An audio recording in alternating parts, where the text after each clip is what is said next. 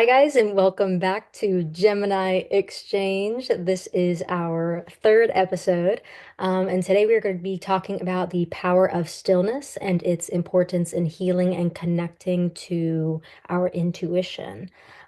Joe, how are you feeling about today and our episode this time? I'm feeling good. Definitely the mood is in Scorpio, so I'm feeling sleepy. But besides that, I am revved up and ready to go. Awesome. I'm very excited for this episode, to be honest. But for today's episode, specifically stillness and healing and connecting to the intuition, I have an objective here. So, for the listeners out there, this is giving insights into how incorporating moments of stillness can improve our mental health. It can promote healing and facilitate stronger connections to one's intuitive abilities. And with this episode, we're really going to be going through our own personal stories, our personal tactics we have used, and our own research in our personal backgrounds as well. Is there anything that you want to add to that I think objective? summed it up perfectly. All right. So, the first thing that I actually wanted to start out with was saying that before we get into the stillness, or excuse me, the intuitive a aspect, I want to talk about stillness in general. So stillness allows us not only to access our our intuitive abilities, but it also allows us to heal on a psychological, physical, spiritual, and an emotional level. And I've heard many practitioners out there, and I've also experienced this myself, is that many people believe that by doing more, you're healing, but in fact, it's really the opposite. You're supposed to slow down and be in that stillness in order to reach that other side. So that's where the healing takes place. And within that stillness, we can then connect to our intuition as well. Mhm. Yeah, no, and I completely agree. Um, and this in the sense of like constantly doing and thinking that you have to do more and be more in order to heal or to succeed, that in itself is just, I believe, by being the paradigm of like a capitalist culture. Um, Hmm. not true. And we will get deeper into that later on the episode. But basically, it's like it's so much more important to be able to cultivate stillness and being able to rest and slow down as a means of this, like, kind of like global energetic shift more into like the peaceful yin energy. Hmm. Mhm. Exactly. And I also have here that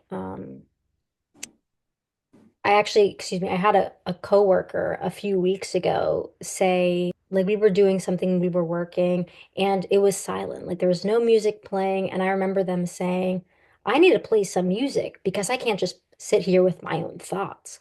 And it made me really think about how people try to distract themselves with outside things rather than sitting with themselves and listening to themselves. And whether it's consciously or unconsciously, they're immersing themselves in work, or they are trying to find that next dopamine hit, scrolling on social media, trying to distract themselves than really just sitting with themselves in that stillness and in that moment. Hey guys, it's Desi editing the podcast. I really quick wanted to add on to that brief segment that I talked about, that next dopamine hit. Sometimes when we've been in a state of survival, or we've been in a state of fight or flight or functional freeze, we're constantly searching for that next thing to occupy our minds or mentally stimulate us, because accessing that stillness or that silence can feel unfamiliar. It can feel uncomfortable. And it's not necessarily a bad thing. That is just our body's natural response to something when we have been in that state of survival. So I want you to know that I see you, that I feel you, and that I hear you. That is something that I have experienced myself, and it's something that sometimes I continue to experience to this day. But it's really about finding tools and resources that work for you to allow you to feel a sense of felt safety, that allow you to feel a sense of silence, that allow you to feel that sense of stillness. And it takes time. So whether you start off with a weighted blanket, or whether you're co-regulating with a partner or a pet, and these things don't, you don't have to be talking with somebody. You just need somebody or something that allows you to feel safe within your body. Now, whether that is a person, whether that is an object, it's up to you. And like I said, it's about finding the tools and resources that make you feel safe. Accessing your sense of felt safety can take time. It's about getting to know yourself and that you do have the ability to access that stillness and silence from within. And like to add on to that, especially when you were talking about the next dopamine hit and the kind of like scrolling through your phone mindlessly, I do think that being able to sit in your stillness is almost like training a muscle because I think that we are so I mean we live in a culture of technology. We live in a culture of information in the age of the internet and social media.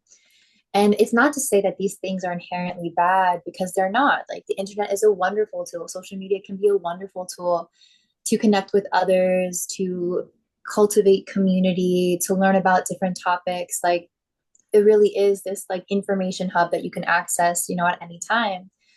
But there has to be a balance with social media use. And it's like funny, okay, because I always have this thing, like, like that.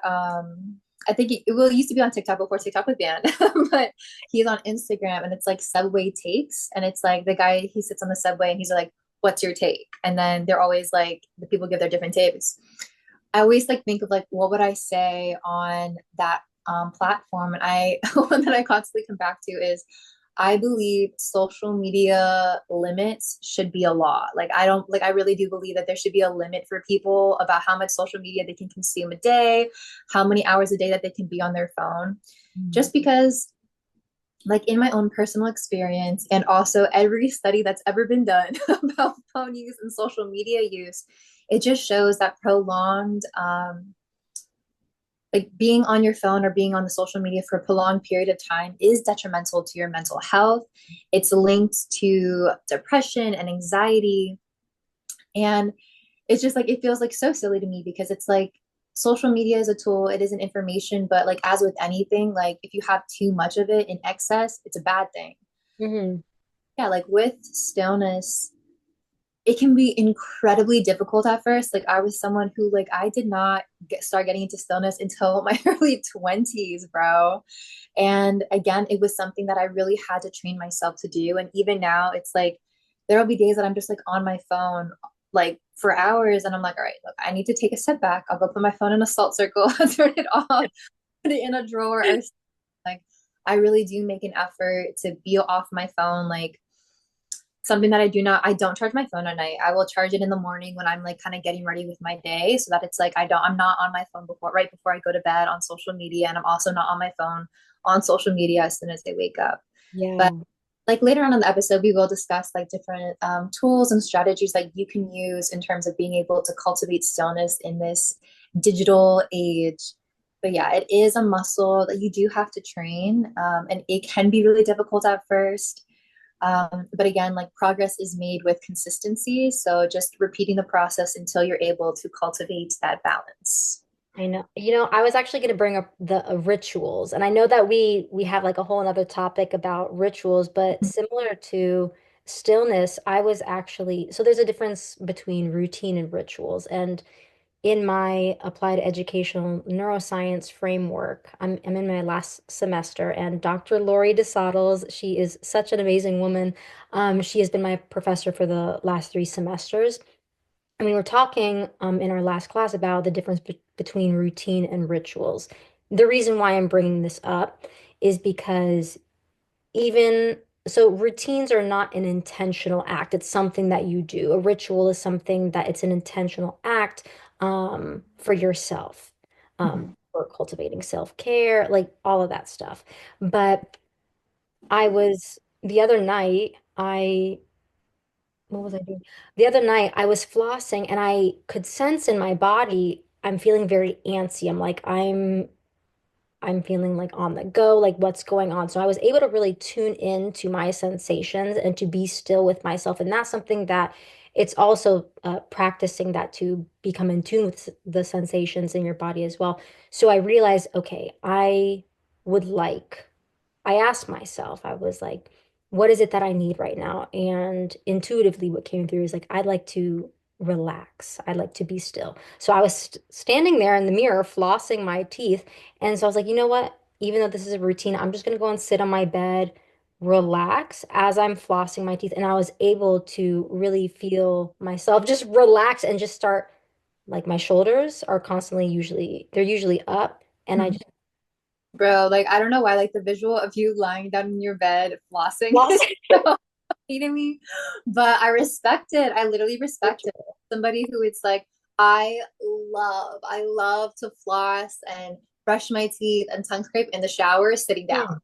Hmm. That is my thing. Shower? Yes, Yeah, I've shower okay. sitting down. It has to be sitting down. Okay. So yeah. I have my whole routine for like I do the tongue scraping, I do the oil pulling specifically in the morning though. But then like as I'm washing my face, sometimes if the oil like kind of goes down the back of my throat, I'm like, oh, this it's too much right now. So Yeah. I'm like, let me just oil pull for like 10 minutes and then do Yeah. everything else, you know? Mhm. But it's also kind of about surrendering as well. And it's very hard to surrender in that stillness, especially when we have been trained or when we've been so used to being on the go and finding like that next dopamine hit or immersing ourselves in work. And it's a very natural thing. So this isn't to say like to anybody listening out here that oh, you need to sit here and meditate and do all these specific things because realistically, if you do that without practicing that in the past, you're going to throw yourself into more overwhelm. You might shut down. And so it can further dysregulate your nervous system as well. So it's about training and really becoming in tune and learning the things that work best with you.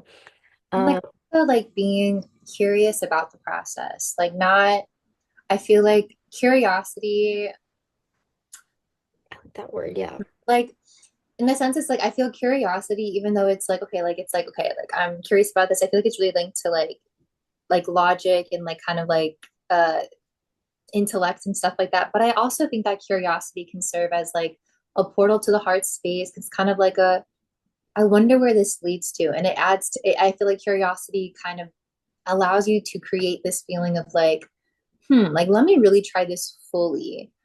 And then just to touch on what you were talking about earlier about the difference between routine and ritual, I feel like the first thing that came to mind is just like the difference between discipline and devotion, and like it's like the exact same thing. Like how routine is something that you do every single day, but without it being fully intentional, without you fully embodying that practice, like I feel like discipline is the exact same thing with it being more of like a logic, um, a logic intellect driven force and not something that is kind of centered in the heart versus devotion is something that is purely heart centered that allows you to really embody the practice fully. Mhm. And with stillness, like again, like it's not, I think like when you are beginning this journey of attempting to cultivate stillness, you can be very stuck in like the routine aspect of it of like, okay, like I'm going to try to meditate for 5 minutes every single day for like a week or a month, so on and so forth.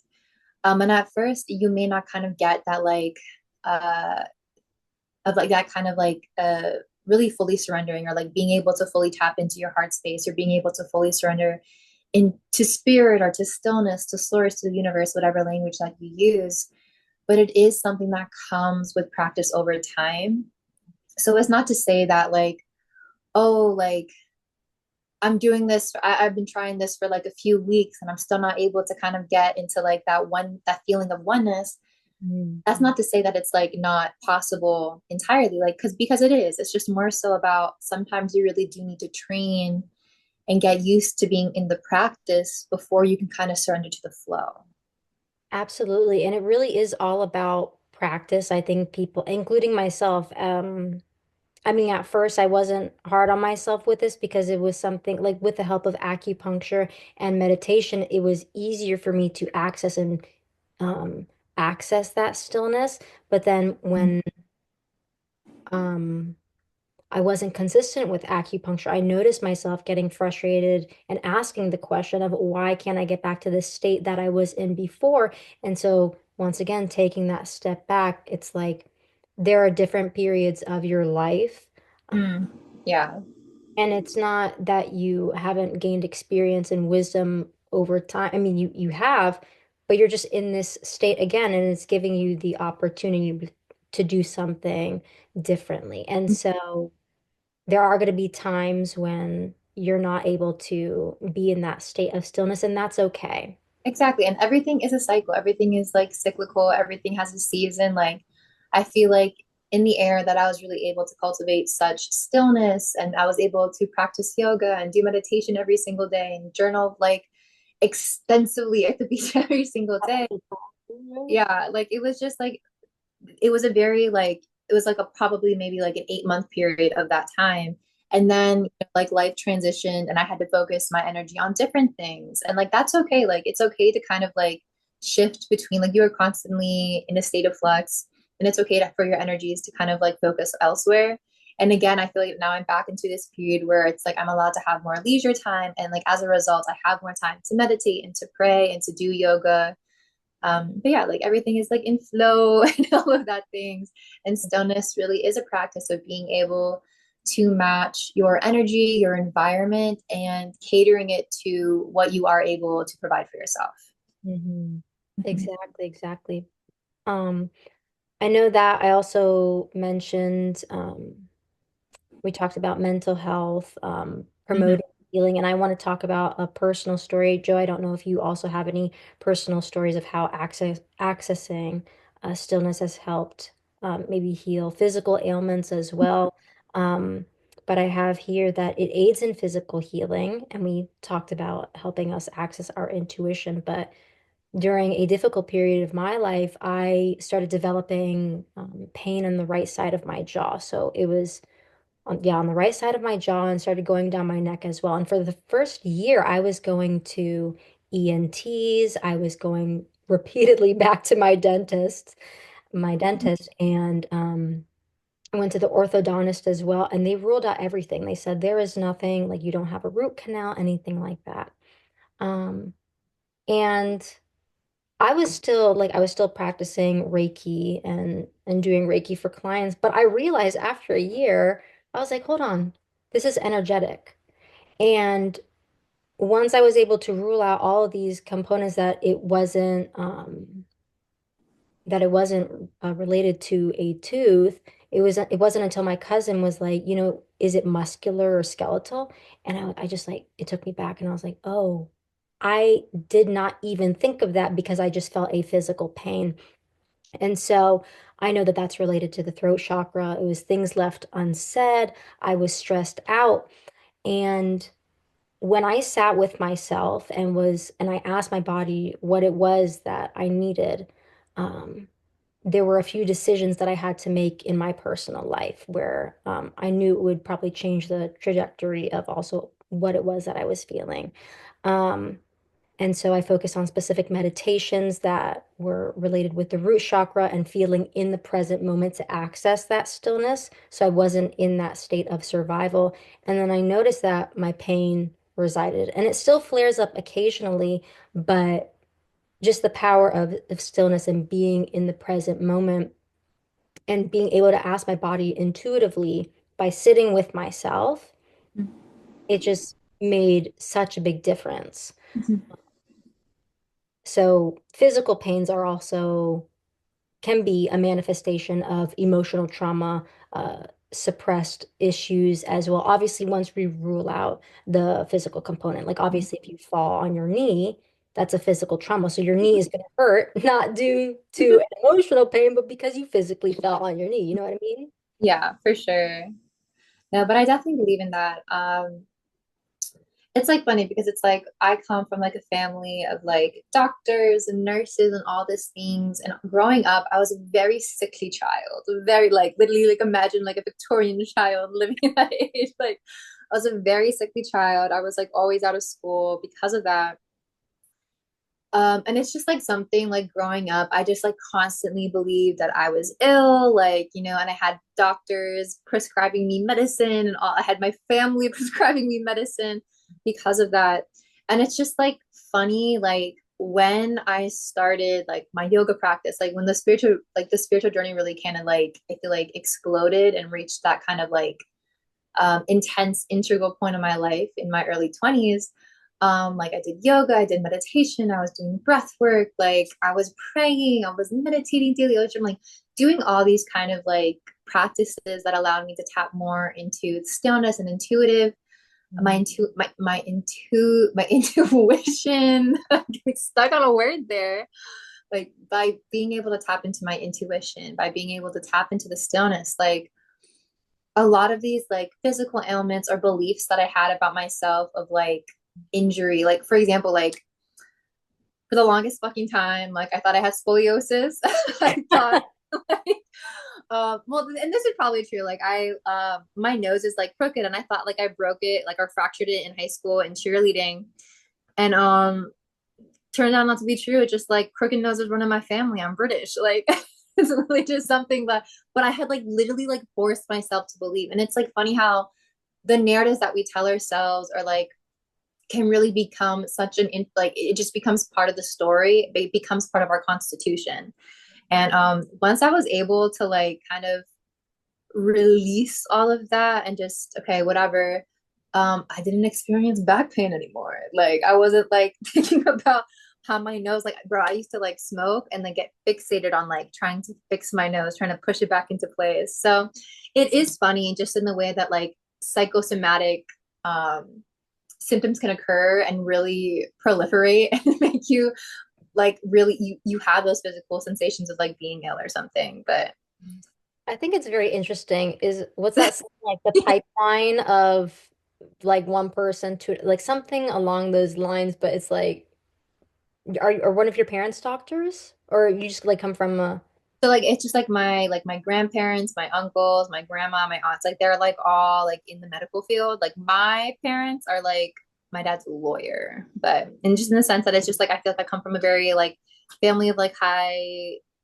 earning professionals and like they yeah, but again, like I feel like it is like I come from a family where it's just like intellect rules everything. And like if you have a physical ailment, it's because you're sick and ill and not so much like energetically, like, babe, maybe you need to try Reiki or like maybe you need to I just know. light some incense and stay like just go in a circle around your body.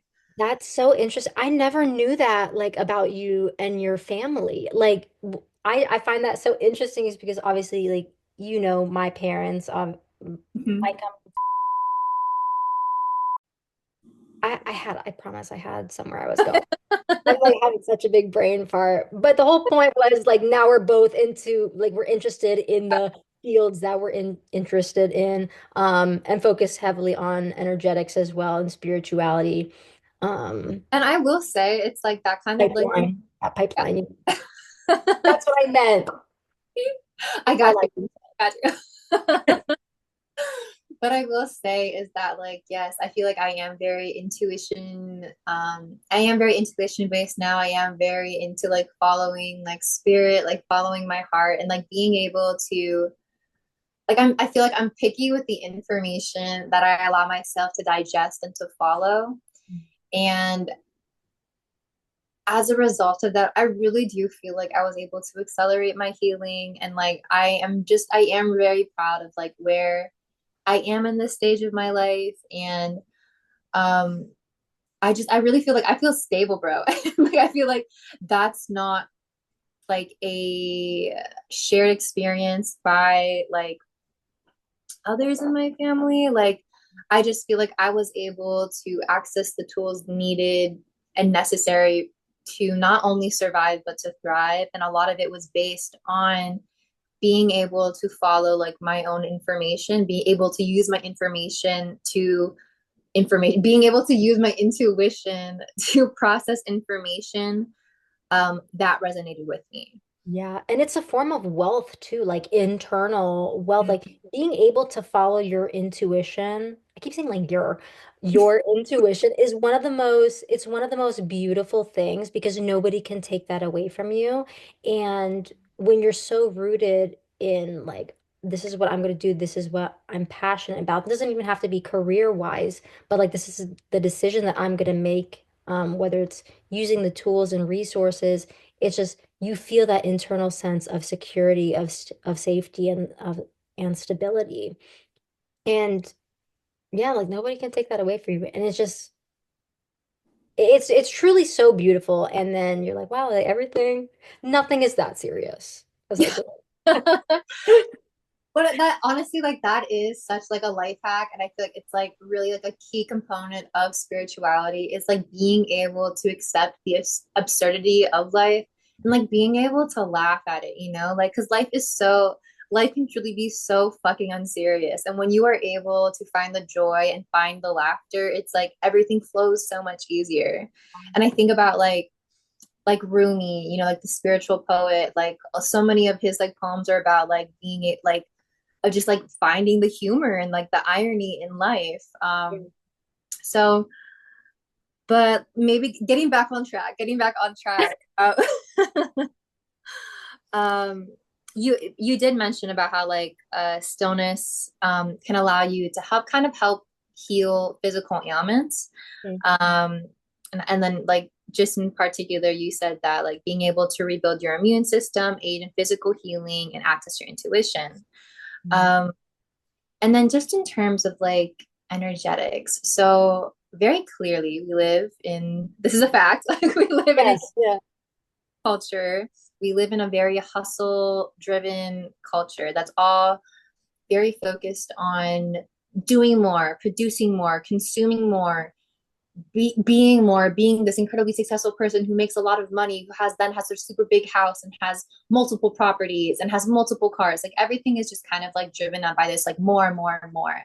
And if we think about like yin and yang, like yang is definitely like that energy. It's like the masculine energy of like the doing energy. Like the yang is like the doing, the creation and the destruction. Mm. Um, so finding stillness is like the reverse of that. Like finding stillness is the ability to slow down. It is a way to come back into balance and to help, you know, like on a global scale, on a collective scale of like just bringing that yang energy back into balance. And damn.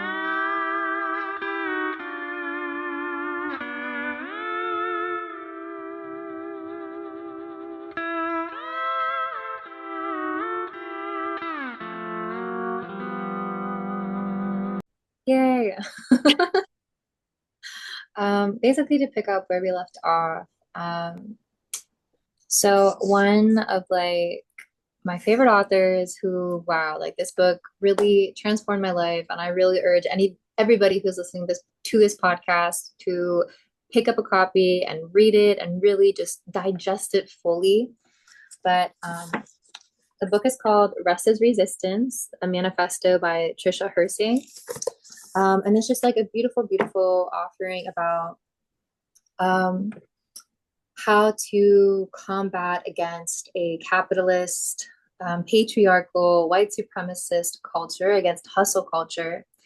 And her entire thesis is based on the premise of utilizing sleep and rest as a means of, you know, combating against the aforementioned capitalist society. And she defines rest as a meticulous love practice, a way to connect to your dream space, to commune with your imagination. And it is a subversive act of resistance accessible to everybody. So I wanted to read a couple of quotes from this book. And she said that this work was inspired by her grandmother, who used to take a nap on her couch for 30 minutes every single day. And when she asked her grandma, like, why do you do this? She said, every shut eye ain't sleep. I am resting my eyes and listening for what God wants to tell me. And I was like, oh my God, amazing. I was listening to that. But basically, like she continues on in this book, and like another, like a principal tenet of this book is that our bodies are a site of liberation. We are divine, and our rest is divine. Rest is a healing portal to our deepest selves. We must stand and lay firmly in the space of creating a life filled with rest and radical care. Here, we are stripped down to who we really were before the terror of capitalism and white supremacy. Our collective rest will liberate us and shift consciousness. Rest is meticulous love practice. Rest is radical because it disrupts the lie that we are not doing enough. Mhm. Um, the legacy of exhaustion stops with us. So, amazing, like just such a beautiful work, especially if you are somebody who does feel so stuck in, like capitalism and feeling like, God, like how am I supposed to survive? Like, bread is literally $7. Like gas is $4.50. Like rent is $2,000. It's like, how are we supposed to like survive? It's like you're already working 40 hours a week. You're Mhm. already working like two jobs. Like they're just the answer isn't in doing more. It's not about making more money. Like the answer is rest. The answer is stillness. Yeah. And in the work, like she defines like different types of rest. So there is passive rest, which is like I think like the more known of like taking a nap or like being able to sleep for an extra 5 minutes in the morning, resting your eyes on the couch. Maybe you're not fully asleep, but you're just like resting your eyes. It could be meditating or praying. But then she also defines active rest. So active rest is literally doing anything that is solely for your leisure and pleasure. So it could be taking a dance class, it could be doing yoga, it could be a long walk, it could be reading a book, it could be cooking a nice, yummy meal for yourself. So anything that is purely done for your benefit, for your pleasure, for your leisure is a rest practice because it exists outside the space of capitalism. It exists outside the space of hustle culture and it exists solely for you and your benefit. I love Um, that. and yeah, and I feel like this book found me like I found this book when I was working three jobs. I was getting paid nothing, like literal nothing. I was living below poverty line. I went into such extreme debt because I couldn't afford to pay my bills, I couldn't afford my rent, and I just had to put everything on my credit card. And it was just such a time of like despair and like feeling like I'm never going to be able to exit this. I'm never going to be able to escape this. Like, really, in this kind of like extreme of like everything sucks and I hate my life, like that kind of energy. So when reading this book, I cried so fucking much because it really like being able to commune with that energy of like I don't have to do this. Like I can literally reject this and like I can rest. Like I can literally rest. So from that point forward, it's like I made an effort to take a nap every single day. Every single day I take a nap, whether that be for 5 minutes, for 30 minutes, for 3 hours, whatever my time does. But this work really allowed me to access this idea of like I can have a leisure filled life. I can have a life that exists outside of like work and like hustling and having to just like work as a means of survival. Like work itself can be a pleasurable experience for me and it doesn't have to involve like very hard physical labor. So at the time when I was working through jobs, one of my jobs was being a warehouse manager, but that entailed me having to literally haul furniture. So imagine my skinny ass trying to fucking like haul an entire couch, sometimes by myself, Mm. or with one other person, like having to move an entire house full of furniture like into the warehouse. And it was exhausting. It was so physically exhausting. It was spiritually draining. And this book really was such an offering of being like, this doesn't have to be like my way of being. And yeah, so when I recently moved to where I am now, I really took to heart her ideals and I allowed myself a respite of about a month and a half where I didn't work at all. Like I saved up enough money. And I literally, for an entire month and a half, when I first moved here, I didn't allow myself to do anything. Like, I settled into my new space. I allowed myself to sleep as much as I wanted to. And I was really able to, like, with that, I was really able to think of, like, okay, what ideal job do I want? Like, what kind of job do I see myself doing that can really allow me to rest as much as I would like, allow me to pursue my interests and hobbies outside of just, like work, and just like allow me to have that leisure time. And bitch, I fucking did it. Like I literally was able, I secured a position that would align perfectly to my energy of like, okay, like I can have open mornings. It's a very low labor job. It's easy as fuck. And I get paid regardless of the amount of hours I work. Mhm. So even if I work maybe for 1 day out of the week, I get paid the full amount. Even if I don't work at all, I get paid the same amount. Like I got guaranteed pay.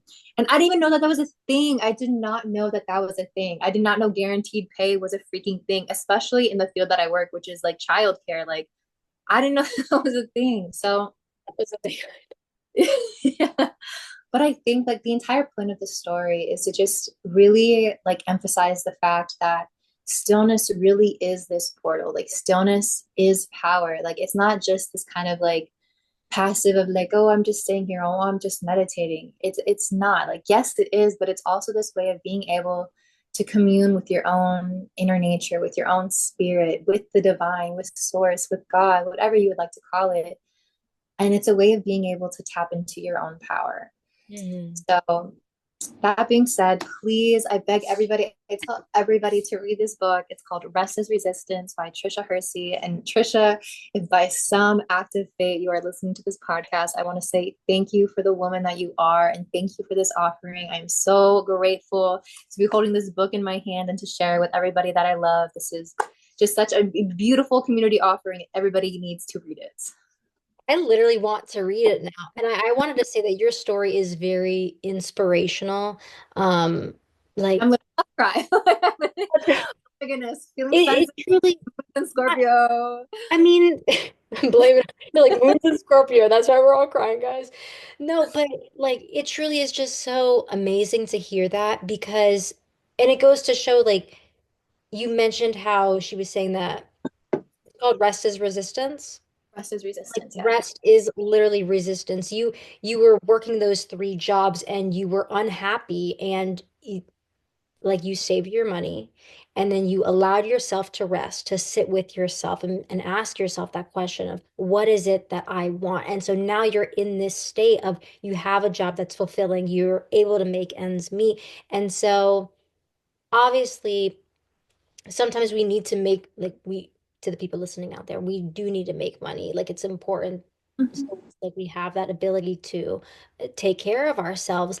But I mean your story, it really is amazing. And I would like to add that it's like, in the sense of like why I was working three jobs, it was because I thought that was what I had to do. It was like I had reached an age where it's like my dad's like, when are you gonna move out? And I was like, okay, like the next logical step is like getting my own apartment and like work, like starting a career. And like that's what I thought I was doing. Mhm. And being bamboozled by the freaking lie that it is. It's like you genuinely like I think like being ambitious, having goals, like that's a wonderful quality to have. I'm speaking more so to the quality of you literally don't have to prove yourself to anybody. You don't need to prove that you're like successful by having like the big house or your own place. It's like I Mhm. had to move back in with my dad in order to be able to move back out. And Mhm. I'm so grateful that he was willing and allowed me to move back in. But again, it really is this like how can you take this pressure off of yourself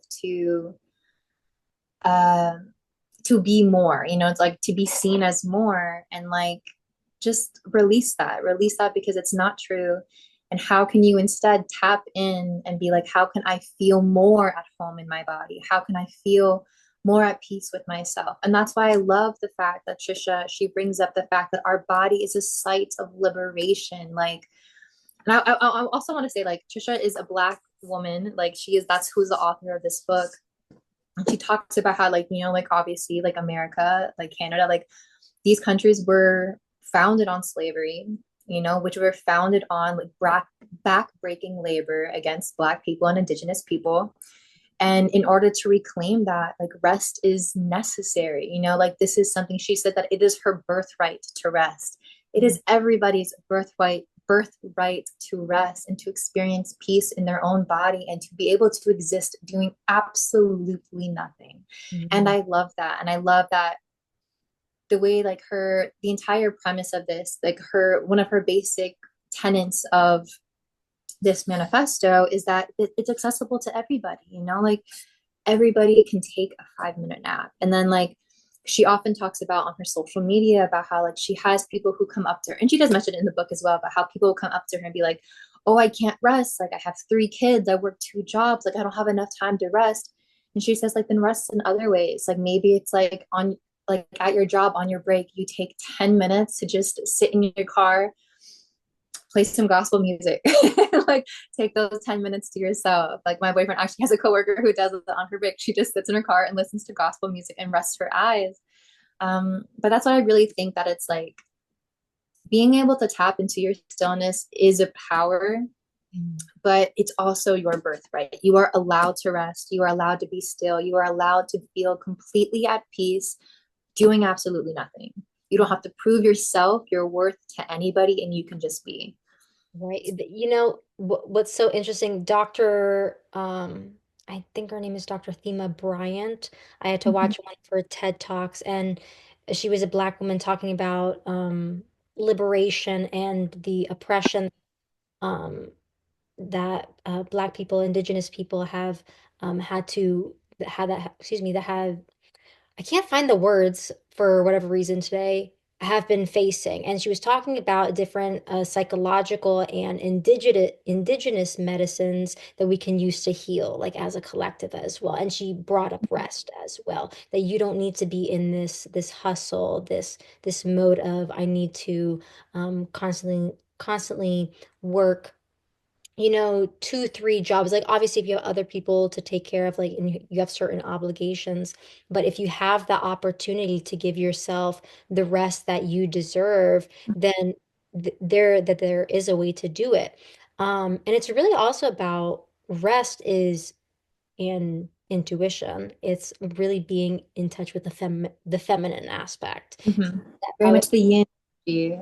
yeah, because the masculine overthinks, and Mhm. And the then masculine is overdo, overdoes. overthinking. Yeah, it is constantly on the go. And as you said, it's important to, it's good to have ambition and drive to go after the things that you're passionate about, but it's all about that balance. And rest Exactly. is needed for you to heal, for you to continue to move forward. So we're not feeling burnt out. We're not robots, we're human. Exactly. And she says that, like, she talks about literally like hustle culture, grind culture. It's like all based on this idea of like, how can we produce more? Like, it, like hustle, like capitalism does not view you as human. Capitalism views you as a product. And Mhm. like, you are not here to produce anything. Your soul came to this earth to experience life, and like life has no definition. If truly your life could just be like, you wake up in the morning, you eat a yummy breakfast, you go back to bed, you wake up, you read a book, you take a nap, you wake up, walk your dogs, go back to sleep. Beautiful. I love that for you, and I wish that everybody has access to that. Yeah. um but Everybody, oh, go ahead. What were you gonna say? oh, sorry, I didn't mean to interrupt you, but just like thinking again, like the yin energy, and thinking about like indigenous culture and like what we can learn from it. So last year, well, 2 years ago now, actually, like I went on a retreat to Costa Rica, and we did this tour guided by an indigenous woman, and she just spoke to us about her tribe's relationship with the land, and how so like they would work on a farm, like we were touring a cacao farm, and she spoke about how they don't harvest the fruit. They all, like, especially for cacao, like they allow it to fall off the tree, and they accept that as okay, like now it's time to harvest this.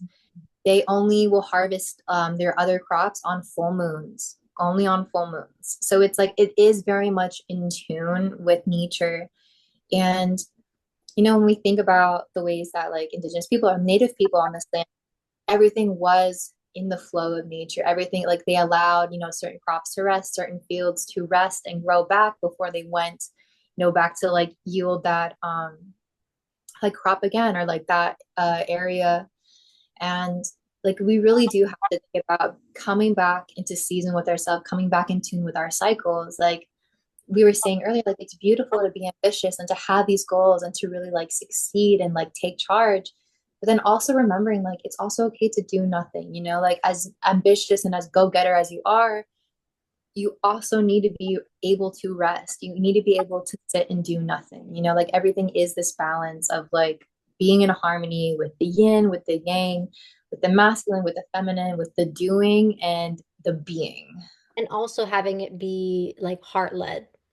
Part Um, there was something that you mentioned, and there was a quote from Joe Dispensa from his book Breaking the Habit of Being Yourself. There's two things that he wrote that really struck me, and it talks about manifestation, but um this also relates to stillness as well and accessing a state of pure consciousness.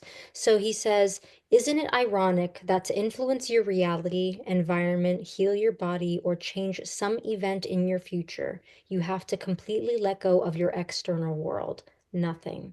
You have to release your awareness of your body. No body. You have to lose track of time. No time. In effect, you have to become pure consciousness. Do that, and you'll have dominion over your body, mind, and time. And then he further goes on to say, you cannot enter any other way other than via consciousness yourself. You cannot walk through the door into the quantum field as a somebody. You must mm, as a nobody. Your brain has this innate ability to harness this skill. He was talking about when you enter this field, we basically release the idea we have of ourselves to enter this pure consciousness state. And within this state, we are in the stillness and we're in this present where time is basically non-existent. And I know we've talked about that. Um, but all this to say, within stillness, we find peace and we are nothing. So even though that relates to manifestation, because there is no concept of time, like no future, no past, this also relates to stillness. And it was something specifically that you said. I don't know if you can remember what this specifically relates to, but I'm drawing a blank here. I don't know if I can recall that exact thing, but this quote just brings to mind of like Deepak Chopra's Chopra. Sorry guys, I know I butchered that. Deepak Chopra. And he like in his book of the seven spiritual laws of success, and he talks about like the law of pure potentiality, which is literally the void. It's literally the void where anything can happen. And I feel like that's what Joe Joe Dispensa Joe Dispense. Joe Dispense. Okay.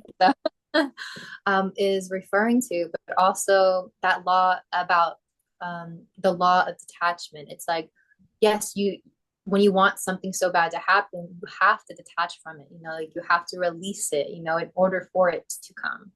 Yeah. And it was also I think now that you mentioned that it was taught what the reason why I brought up this quote was because to me it reminds me of rest and stillness and being able to heal like the once again back to our main point the power of stillness and how we can heal with that. So Mm-hmm.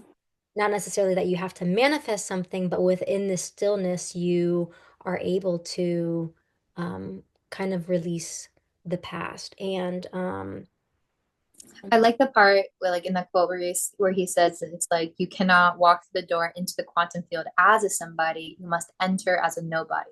And mm, just in like relating that to like again like Tricia Hersey's distance, the fact that it's like you don't have to be somebody. Like you can literally be nobody, doing nothing, and that is still enough. exactly. And then I guess just to kind of like tie up this podcast, kind of touched on it before with like when I was talking about like the different forms of like stillness. Like obviously like meditation is a great one. But meditation can be like so many different things. Like rest can be so many different things. Like literally like your imagination is the limit. In my own personal experience, like meditation has been wonderful for me to kind of just like slow down my mind and being able to kind of like just come into that feeling of like oneness and of like that feeling of surrender. Prayer has been tremendous. Like again, like I grew up in a very religious household, and like, but prayer used to be something of a routine, of like a habit, and it wasn't something that I fully kind of like um, felt into. And like now, as I'm older, like it's like it is really this like this ritual of just being able to like, God, like I can just fully surrender it. Like I can like have these like full on conversations, and just feel really heard. And like an affirmation that I say to myself every single day is that my prayers are heard and answered. And I feel like it just allows me to really to feel that everything that I'm saying, everything that I'm like releasing, surrendering to God is being heard, and like those blessings are on their way. I think another one of like yoga, it was a wonderful tool for me to kind of being able to access stillness, like releasing just like trauma from the body. Like, bro, like I will never forget the first few times like I would go into pigeon pose, that like energetic release where I'm literally just like on my floor sobbing because I just felt that like energetic release of whatever was being stored there. Somatic practices, I know that you have experience in that area, and like that's a wonderful way of being able to kind of like shake out all that trauma from your body, and like being able to have your body be this place of peace. What tools do you use to cultivate stillness in your life? So I use meditation. I do different types of meditation. Sometimes if I have the capacity, and the ability to do so, I will be able to sit in silence and really just able to tune into myself. Um, in my internal world, I can kind of be that observer of my thoughts. But dance movement, that's something that I use.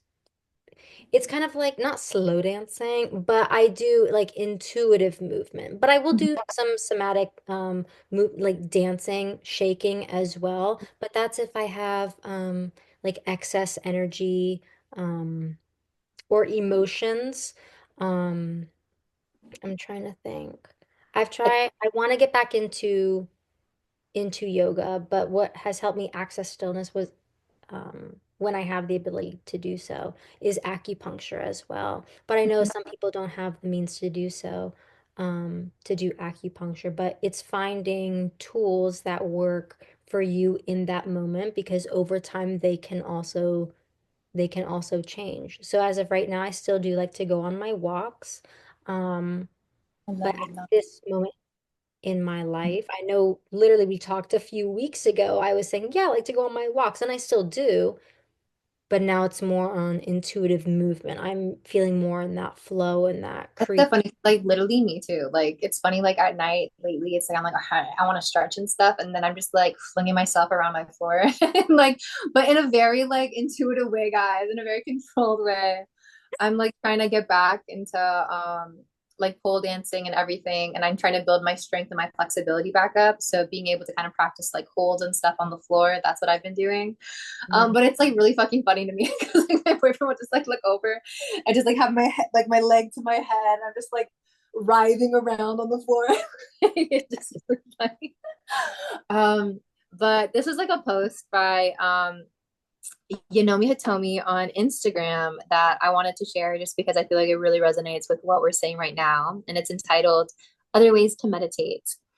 Light a candle in a dark room and watch the flame. Let the light fill your eyes until all you see is its glow.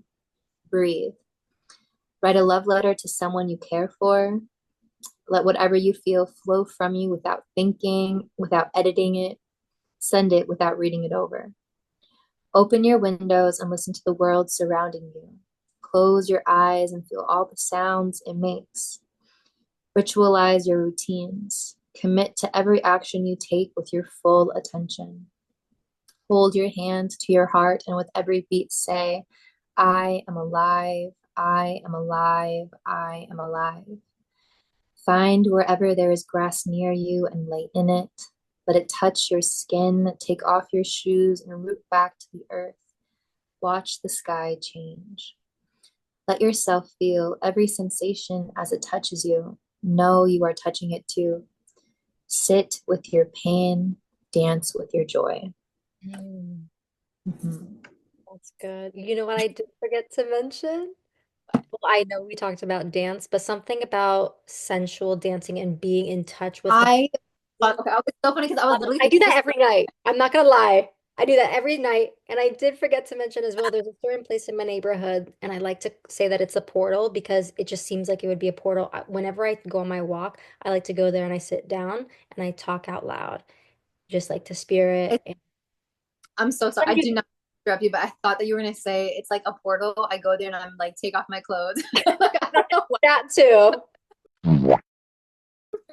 came to mind. That too. There are certain songs where I'm like, God, I just want to rip off my clothes and, and dance. Oh But goodness. and to be honest, like it is very healing too. And a few years ago, I would not want to dance around naked. And we can talk like we can talk about this, but like a few years ago, there was like shame surrounding that. And like Yeah. that's all another thing. But being comfortable with your femininity and really embodying that, it's just like it is so powerful. But truly, okay. So like there was Absolutely. a time period in my life where I went by he, they pronouns. I wore a binder. I had like my hair short. I was very like not, I was like very uncomfortable with my femininity. Hmm. And something that was so healing for me was like like sensual dance and like pleasure practice. Like I love pleasure practice. I literally have it on my well, weekly rituals of some body, but I have it because it's like I think it is so important to be able to experience pleasure and to have like especially like like masturbation, like a pleasure practice as like this portal for you, like something that you can fully embody. And then I feel like especially if you are somebody who experienced sexual trauma in the past, it is such a wonderful experience, a wonderful ritual to come back into your body and have sexual experience be a wonderful and pleasurable thing. Obviously, So it feels safe to do so. Like, yeah, if exactly. And but I love like say if you are somebody who's like, okay, like I want to be able to experience stillness, but I feel really uncomfortable with my body. Here's what you need to do. You need to light some candles, turn off all the lights in your room, put on some sexy lingerie, or like just be naked. yeah, we're Stare at not. yourself in the mirror. Start touching yourself. Start moving, like let your intuition guide your movements, but just stare at yourself. And I guarantee you, you're gonna look and be like, I am the sexiest fucking thing alive. But like it really is this like, oh God, I love that ritual so much. And We have especially to have like an episode about this. Yeah. I It's like, I love pleasure pack. This should be an episode for sure. yeah, absolutely. And I know we have a few minutes left, but I think I let me know if you want to also add more to this. The last thing, a few more things that I quickly just wanted to say was that because I have learned to become familiar with stillness and with being present, I have here that I'm not able to know when my body is out of alignment energetically, when my nervous system is dysregulated, and now I can really feel the sensations in my body. So Mm. really being in that stillness and in that present moment, it allowed me to strengthen my relationship with myself, where I could feel safe with myself and listen to my inner knowings. And I have something that I wrote as well. Um, so I wrote, the awareness that surrounds me in the present moment holds a quiet freedom as the emotional ties once tethered to the past gently fade away. Mm. Yeah. Okay, little writer. I'm like truly being seen right here. Even though Mm. it's just like you looking at me right now. I love that, but very, very, very true. And like just like very similar journeys, I believe, like in the sense that stillness did allow me like it's like funny because like prior to like doing yoga and practicing all of that, it's like funny because it's like I really did suffer with my mental health, but I was very like depressed, like very depressed. Like I knew that all that stuff, but it's funny how doctors would continually diagnose me as bipolar, literally just because it's like my speech and like my thought patterns were very manic. Like I was somebody who is like I speak very fast on the regular. Like I feel like process information in such a way, and it's like my mouth doesn't really catch up to the speed in which I'm thinking. Um, and like I used to be very insecure and anxious and like all those things, and then like being able to cultivate stillness really allowed those things to fall away. And again, this was a this was a very long process over several years and different medications and different Hmm. um different That's check-ins with the so mental long. hospital. But like it has been something that I'm like, all right, like I'm at a stage in my life where I'm off medication, like I am happy, I am healthy, I am stable, like I have built a very stable foundation for myself, and all of that I owe to like being able like to spirituality, and but specifically to being able to cultivate stillness. And um yeah, like I'm so grateful for this medium of stillness, of being able to connect deeper into my own body, and like being able to connect to spirit and have it just be this wonderful, wonderful, wonderful process of like feeling home and safe in my body. Exactly. I feel like as we start talking more, I'm like, we've lived very similar lives. It's kind of It's and like funny. doctors are truly so quick to diagnose. Like I feel and it's Yeah. been proven too. It's been talked about, I think, who was it? Like so quick to slap a label that somebody's bipolar, or when we can't even also take into consideration also neurodivergence. That's a whole nother topic, but how these things manifest are due to a result of certain traumas. My Mhm. hand's disappearing. Um, but and with all of this being said, like all of this, the stuff that we are interested in, it's not only that we're just interested in, it's not just because we're interested in it, but we, and I'll speak for myself, you can either agree or disagree, I'll but try.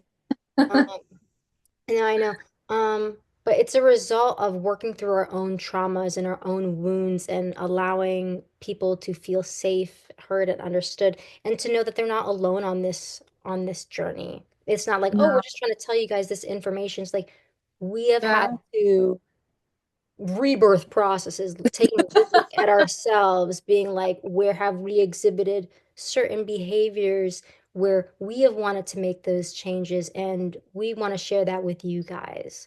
Exactly. And And I, that really is I the would, foundation. yeah, Uh, I couldn't think of a better person to do it with than no, you. and I truly am so We're excited. getting Like mad.